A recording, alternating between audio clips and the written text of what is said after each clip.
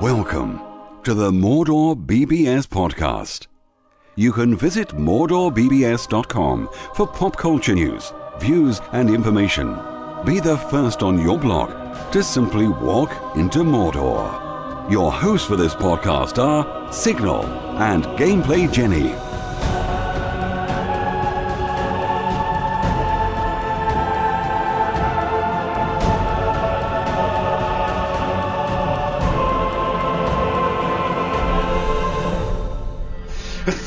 Nations of the Persian Empire descend upon you. Our arrows will blot out the sun. Then we will fight in the shade. Chapter 1. Down the Rabbit Hole. Alice was beginning to get very tired of sitting by her sister on the bank and of having nothing to do. Once or twice she had peeped into the book that her sister was reading, but it had no pictures or conversations in it. And what is the use of a book, thought Alice, without pictures or conversation? So she was considering in her own mind... Hang on. What are you doing? I'm reading. Why are you reading, Alice in Wonderland? I'm reading Alice in Wonderland because people keep asking me to tell them bedtime stories, so that's what I'm doing. I'm giving the public what they want. Okay, well that's all well and good, but that's not what we do in this podcast. In this podcast, we talk about computer games and B-grade movies and occasionally have arguments about things. We don't read children's books. Fine. Well, as we appear to be having an argument, you talk about something. Minecraft? If you must.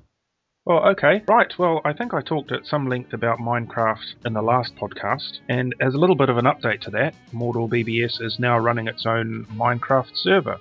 So if you'd like to become part of the MordorBBS Podcast / Minecraft server, go to MordorBBS.com and just have a look at the instructions there. Running the server is actually pretty cool. Minecraft really does lend itself to multiplayer play, which was something of a surprise to me. It's really good fun when you get a whole bunch of people together building some enormous object in the middle of the game world. And it's a great deal of fun to run around in a dungeon somewhere killing monsters. It's a bit like a poor man's World of Warcraft without all the idiots. Yes, I can fully recommend it, so if you'd love to have a go, then check out MordorBBS.com. For the most part, what I find is every time I come onto the server, there's something new there. Somebody's built some new castle, or, for example, there was a pyramid in the middle of the harbour that I so painstakingly built the day before. People run around, they get in each other's way, they raid each other's dungeons. It's a lot of fun. Most fun of all is probably when you find one of the creepers, which are the nasty monsters of the game, and drag it up to somebody's building that they spent hours building and then blow it up. It's fantastic. Presently she began again. I wonder if I shall fall right through the earth. How funny it'll seem to come out among the people that walk with their heads downward. The antipathies, I think. She was rather glad there was no one listening this time, as it didn't sound at all the right word. But I shall have to ask them what the name of the country is, you know. Please, Mum, is this New Zealand or Australia? Hang on. What? New Zealand. It's New Zealand. I know it's New Zealand. What are you doing? I'm reading Alice in Wonderland. Why? We've discussed this. This is podcast time, not reading time. What the hell am I going to do to get you back on track? Oblivion. Twitter. Let's talk about Twitter. Oh, Twitter? Who mentioned Twitter? I mentioned Twitter. You're going to have to tell me how you're doing with your Twitter followers. Ooh. Well, I've got a bookkeeper, and I've got a man who likes Cocoa Pops, somebody who likes travelling and wants to give me the best travel deal, an entrepreneur from Norbury in southwest London, and another man who makes YouTube videos. My Twitter is locked up, so I can't tell you just at the moment. Hang on a second. I can tell you now before you even unlock it that you've lost 4 followers.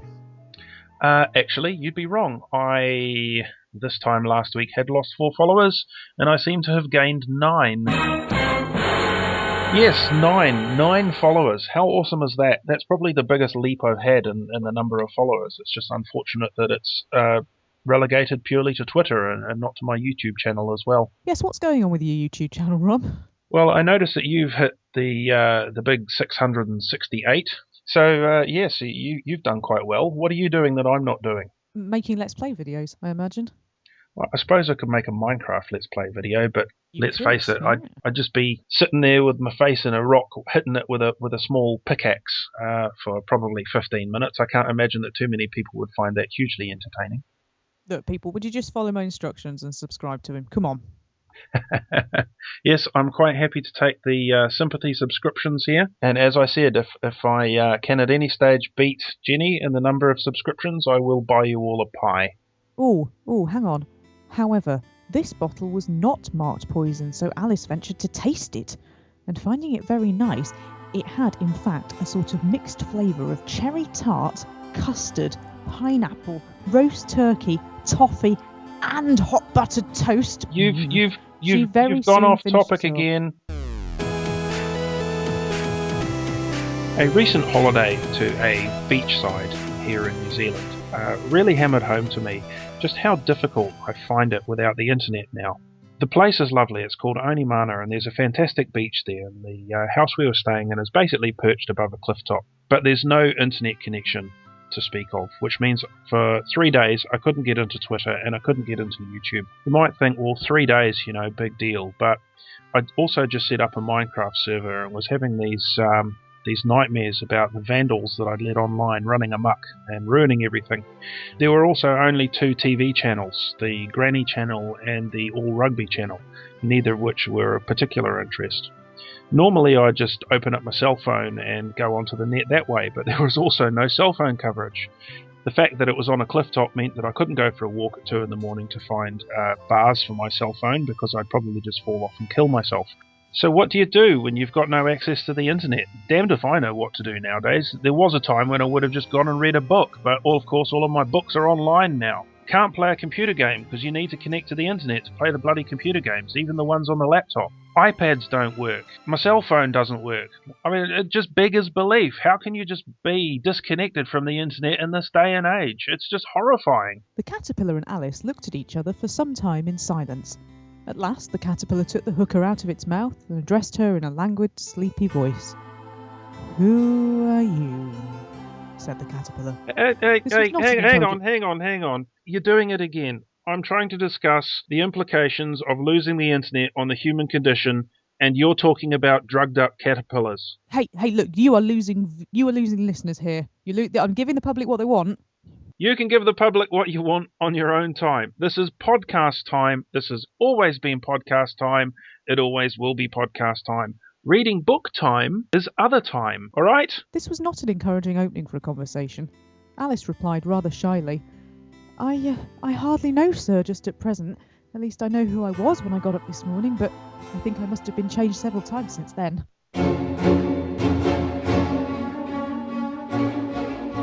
I'm constantly amazed by the amount of different genres and sheer number of books online. Just the absolute quantity of literature that you can download for free to either view on your computer or on an ebook reader.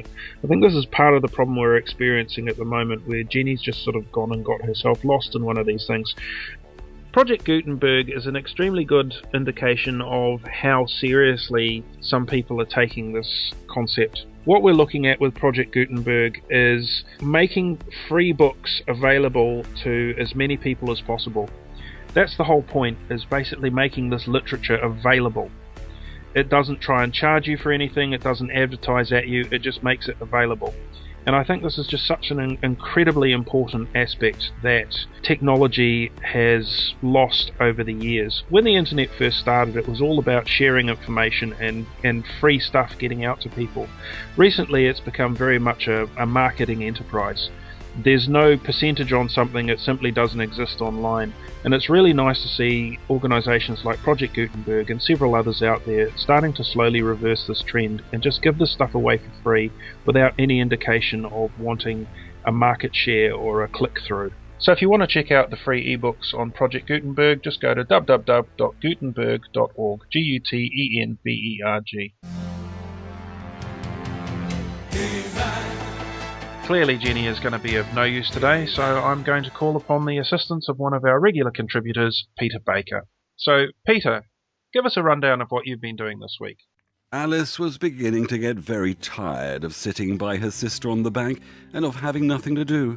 Once or twice she had peeped into the book her sister was reading, but it had no pictures or conversations in it. And what is the use of a book, thought Alice, without pictures or conversation?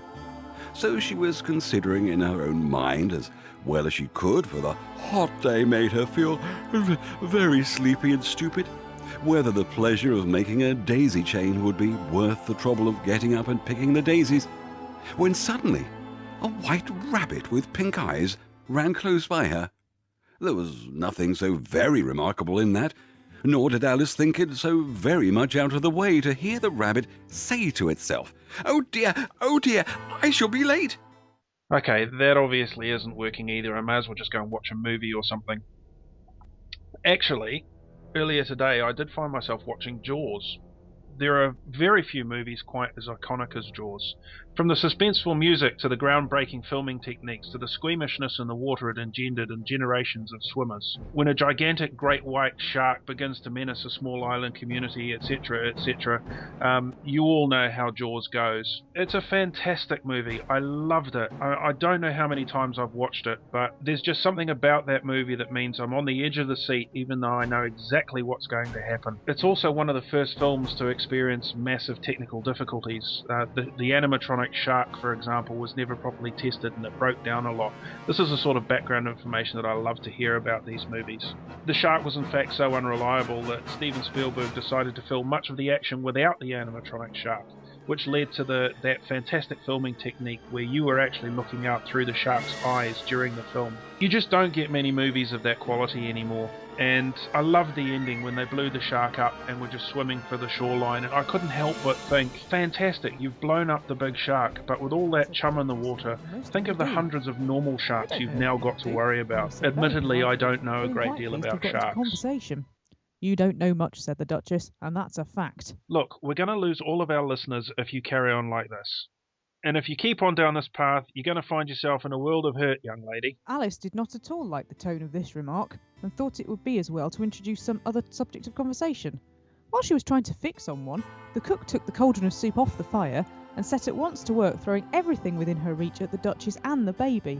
The fire irons came first, then followed a shower of saucepans, plates, and dishes. The Duchess took no notice of them even when they hit her, and the baby was howling so much already that it was quite impossible to say whether the blows hurt or not. Well, that sorted that little problem out. Alright, thank you everybody for listening, and I assure you all that Jenny will be back on topic by the time the next podcast comes around. Good night. Thank you for listening to the MordorBBS Podcast. Don't forget that you can visit us online at MordorBBS.com.